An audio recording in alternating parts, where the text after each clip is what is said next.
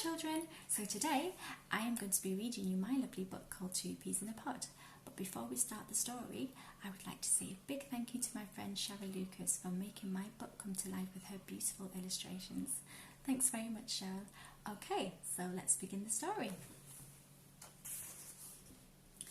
Down at the bottom of the farm where the garden vegetables lived, they were having a day of celebration. In the patch where the garden peas grew, a new pod had grown. The new pod was big and strong and had a lovely shade of green that shone beautifully in the sun.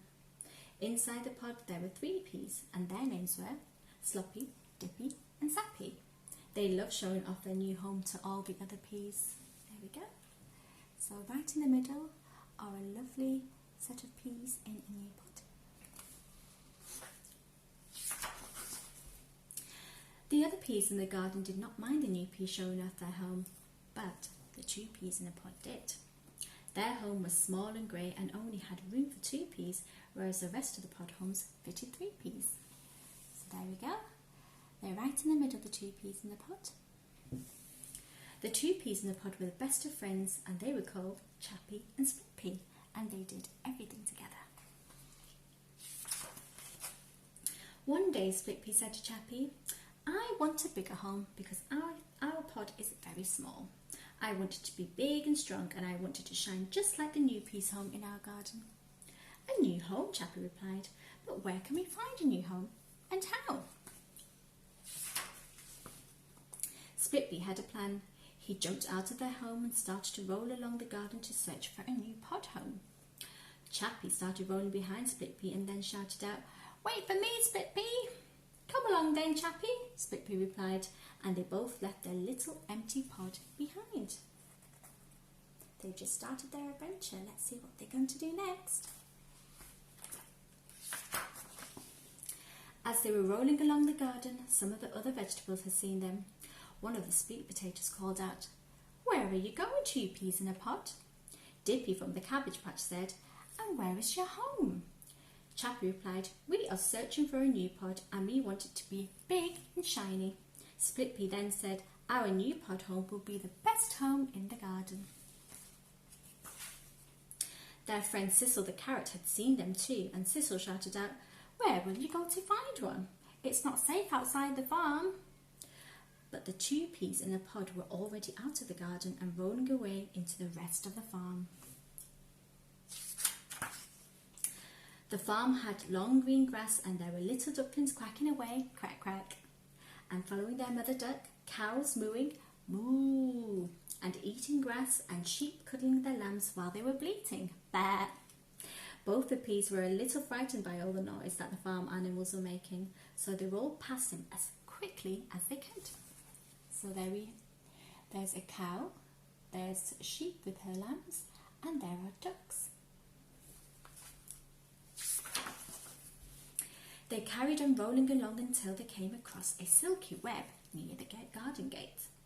Split-pea was feeling excited, and he turned to Chap-pea and said, "Shall I see if this home is right for us peas?" Chap-pea replied, "Why are there so many holes in this home?" "Let's have a look, shall we?" Split-pea said. So there we go, a lovely silky web. When both Chap-pea and Split-pea got closer to the web, they saw something crawling towards them. It was a hairy spider.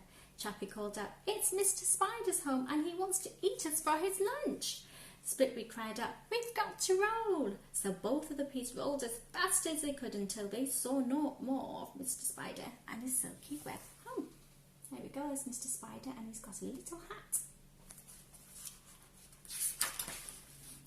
The long journey searching for their new home was very tiring, yet they still could not find a new pod home.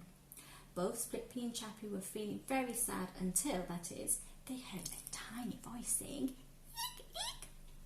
Split-pea turned around, and there was Splodge the mouse with her pointy little nose and tail. Splodge the mouse asked, "Are you lost, little peas?" Chap-pea replied, "Yes, we are, but we are looking for a new home." Splodge the mouse started to twitch her little nose. "I know where you can find a home. Why don't you follow me?" she replied. Both Chap-pea and Split-pea agreed. They were feeling very excited and couldn't wait to see their new home. While they were happily following Splodge the Mouse, they came across a hole. Splodge the Mouse said, "In there is a new home waiting for you, peas. Why not have a look and see?" Split-pea had seen Splodge twiddling her little fairy fingers. Split-pea was frightened and said, "There is no new home in there, is there?" Splodge replied, "There is a home for you in my tummy tum-tum." With a fright, Chap-pea cried out, "Let's roll!" Both peas rolled as fast as they could while Splodge the Mouse came running behind them. Suddenly it started to rain with a big splish, splosh, splash.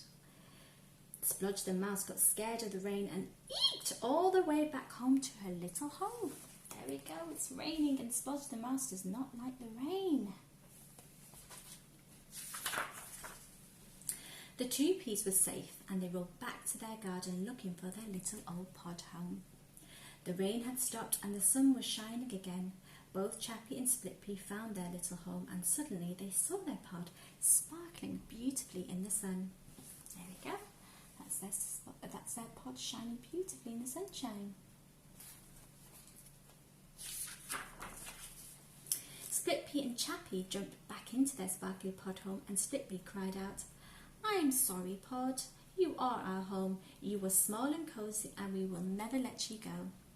"We love you, pod," Chap-pea cried out. All the other vegetables were happy that the two peas came back to the garden safely. The new peas had seen the two peas in the pod's home and said, "Wow, we like your pod. It's so sparkly and it looks very cosy." Chap-pea replied, "Yes, we love our pod too." And then Split-pea said, "It's our very special two peas in a pod." There we go. That's the end of the story. Thank you very much for listening.